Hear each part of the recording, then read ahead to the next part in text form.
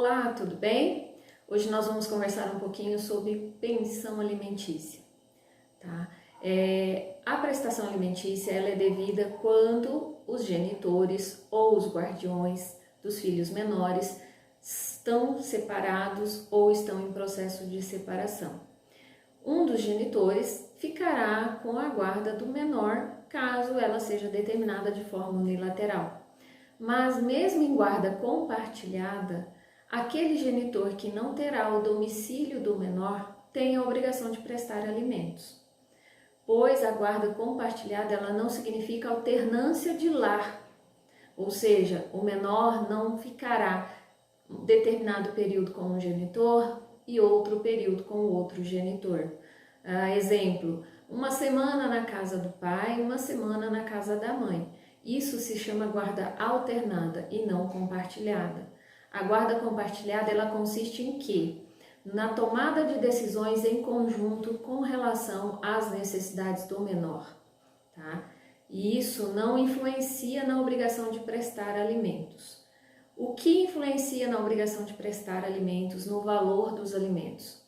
As necessidades do menor, consistentes em roupas, alimentação, escola, transporte, lazer, medicamentos, educação e outras necessidades, outras despesas que esse menor tenha.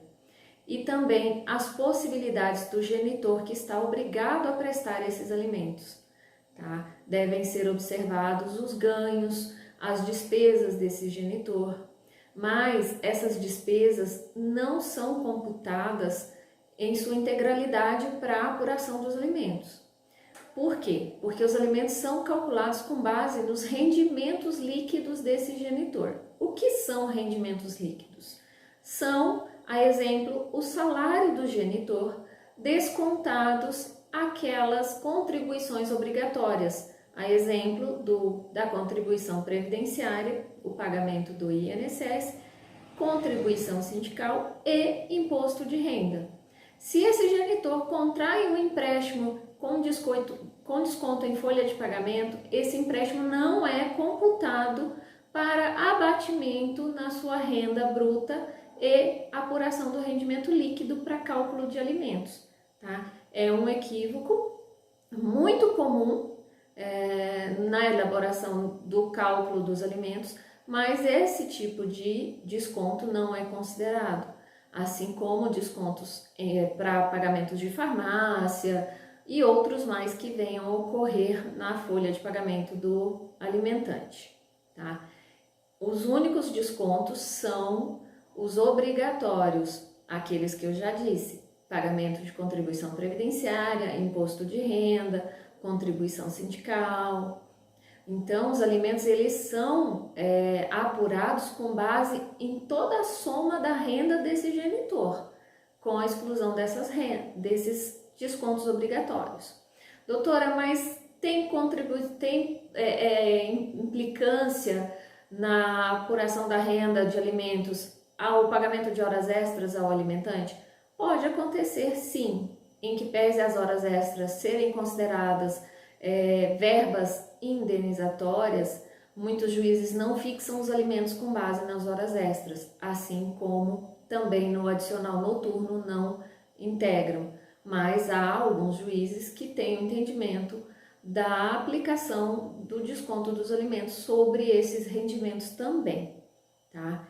Então é importante observar essas questões dos rendimentos daquele que está obrigado a prestar alimentos.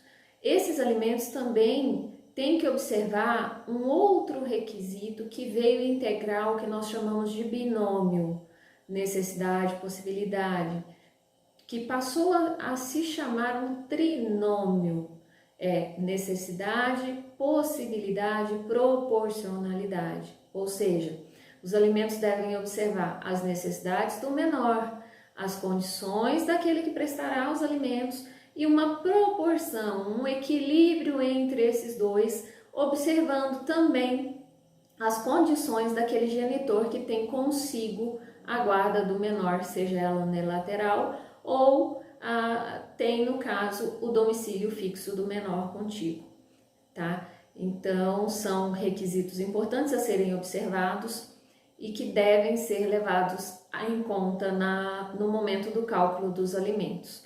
Espero que tenha esclarecido um pouquinho as dúvidas de vocês. Para maiores dúvidas, em breve, novos vídeos. Qualquer dúvida ou informação, comente aqui embaixo, compartilhe esse vídeo para que mais pessoas possam ter suas dúvidas esclarecidas.